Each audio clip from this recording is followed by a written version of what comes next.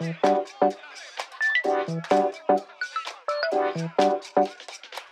everyone, welcome to the channel once again. This is Aishwarya. I'm sure you guys would have seen my previous vlog, which was around New Year's, and a lot of people told me that it was quite fun and they liked the new ways of editing. So if you haven't seen that vlog yet, you can go to the channel and check that out.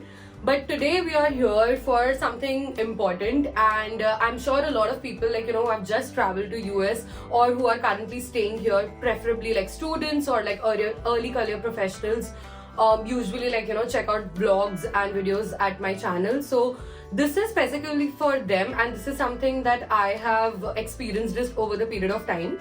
And I have jotted down few very basic things that you can do to stay healthy. So let's get started. Rule of thumb is always less is always better. So that is something that we all know, but consciously or unconsciously, that's not there always. So that is something that we can be just a little cautious about. Number one thing which I have learned from experience is low sodium. And I know and this trails back to my time in India. And for most of the people, when you stay in India, you ideally have house help or your mom cooking or something on those lines. And a lot of times you don't think about what are the ingredients that are put into the meal, because you know that those meals are healthy meals. But when you start doing everything from scratch here, and you learn from experiences, so initially I was never told that or I did not have that in mind that whenever you're buying something you have to check the sodium content. According to WHO, they say that it's about 2000 milligrams of salt is ideal, but that's like the maximum amount. Okay, that's the maximum amount. And for all of you who don't know, the salt that you put in, like the added salt, that is different, and a lot of things that you usually eat in the day, that will have its own minerals and salts as well. So ideally when you're cooking a meal, cooking a vegetable or anything, you should ideally try to restrict with 1 teaspoon of salt, because I'm assuming that if you're cooking in batches, that meal you're going to eat twice or thrice, or usually a day or over a period of 2 days. Second, and the most important thing, and this is again from experience, please don't buy frozen food packets, especially in the US. And I have done this mistake when I came in, because I'm not sure if you're shopping from Indian food stores or you go, and a lot of times you find I was surprised to see that you can actually bhindi, what you called here as okra, you get it cut in frozen food bags, and you can just get it, and a lot of vegetables. But usually just go today and whenever you're going for shopping next time, just look at the packet behind and see what's the amount of sodium content that it has. So it's always preferable that you don't rely on those frozen food. This is still okay, when I'm talking about your cut vegetables which are frozen. But if we are talking about the ready packed meals, whether it's vegetarian, non-vegetarian, I can assure you that the packets would, I would say, 50% of sodium content. So 40 to 50% is easily going to be there on all the processed ready cooked packets. So that is something that you have to avoid it.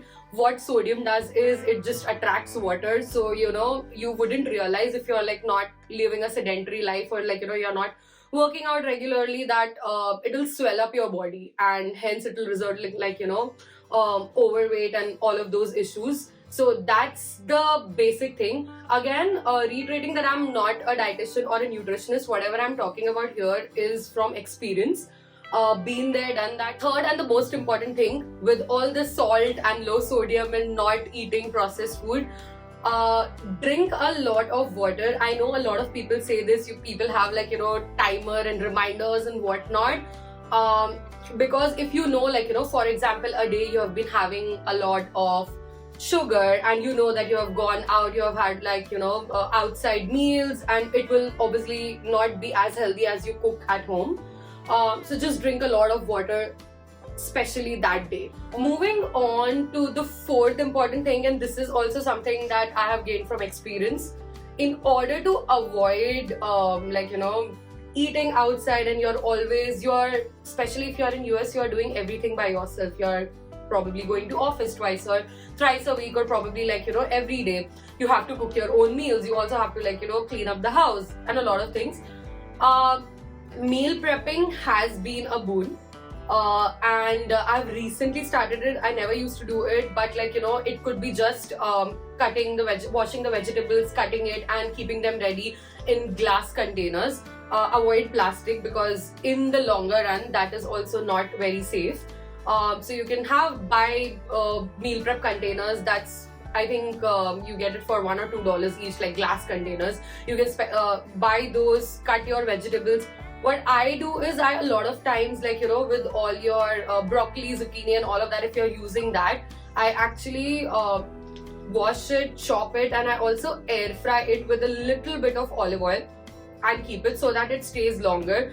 And if you are not doing this, like if you're not air frying it and if you're keeping it like chopped, make sure that, you know, you are drying the vegetables before storing them. So that is something that, you know, you can definitely do. It will save a lot of time. Like 2 hours of meal prep over the weekend is going to save, like, you know, somewhere around 4 hours of like actually thinking what you're going to eat. Should I order from outside? I'm not in the mood to cook because I've had a long day, and XYZ options. Finally, I would also want to talk about, like, you know, eating a lot of sugar. I know it's a lot in trend these days, and as Indians, we have always heard from our parents that, or grandparents, that, you know, we have been having, like, you know, food with oil and sugar and all of this, and it's all healthy. But we need to understand that this time that we are in, this generation, is different, and that time was completely different. So if they are saying this time the fruits, vegetables and everything that you're eating,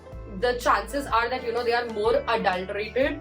And I know there are like organic foodstuffs also, but in general they would be like more adulterated and not fresh and organic and all of that as compared to those times. And their lifestyle also was not sedentary, whereas our lifestyle right now has become, you know, very sedentary. And with oil, I think we need to, as Indians, as Asians, as, like, you know, brown people, we need to cut down on that notion that if you add like more oil and more ghee, the food tastes amazing. It tastes amazing, that's like one thing, but we are talking about a sustainable and healthy future here. So once or twice, like, you know, it's fine, but on a day-to-day basis, you know, you can just learn the art of slow cooking. It'll give you the same results. Just put in 1 teaspoon of oil, let your onions fry for a little while, and you will be good to go. You will not crave that extra oil or like ghee that you add. You can also switch to, like, you know, olive oil, avocado oil, and I also use like ghee a lot of times. So you can use all three in moderation. So trust me, 4 years ago, I did not know, and I don't think I was in a position to actually talk about all of these things, because unless and until you are given, like, you know, the charge to like cook for yourself and take care of yourself and do all of those things, you don't realize it. So yeah, so eating less sugar and less oil are, like, you know, the two other things that I would want you all to do. So with sugar, I think the maximum limit by WHO, as per my research, and you can obviously check out, is 25 grams of added sugar. Added sugar, there is a difference between natural sugar that you find in your fruits and vegetables, and this added sugar is on top of it, whatever you put, like, you know, multi-grain breads or, like, you know, whole wheat bread and all of that. If there are like multi-grain whole wheat, you can see they would have like 3 grams or 4 grams of sugar per serving, which is going to be like 2 pieces of bread. Okay, so why I'm telling you all of this is just for as reference to keep. So if you add on sugar on top of it in your, like, you know, coffee, milk and XYZ, that is the extra sugar, apart from if you're also doing processed foods, eating bread and all the other things that will actually have, like, you know, natural sugars. Natural sugars are not that, like, you know, risky or unhealthy to take, but, you know, any amount of sugar that you add on extra is risky. So figure out a way that works out best for you, you know, to cut down on the limit of sugar. And talking about oil, like, these are, like, you know, the quick things which I do on a daily basis.